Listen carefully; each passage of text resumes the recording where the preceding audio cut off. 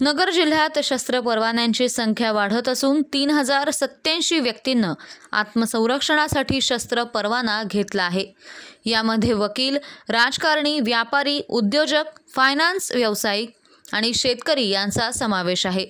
जिल्ह्यातील 6 आमदारांकडेही अधिकृत शस्त्र परवाना असल्याची नोंद आहे।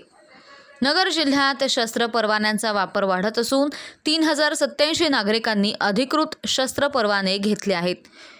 यामध्ये वकील, राजकारणी, व्यापारी, उद्योजक, शेतकरी आणि फायनान्स व्यावसायिकांचाही समावेश आहे। जिल्ह्यातील 6 आमदारांकडेही शस्त्र परवाने असल्याचं अधिकृत माहितीमधून समोर आलंय।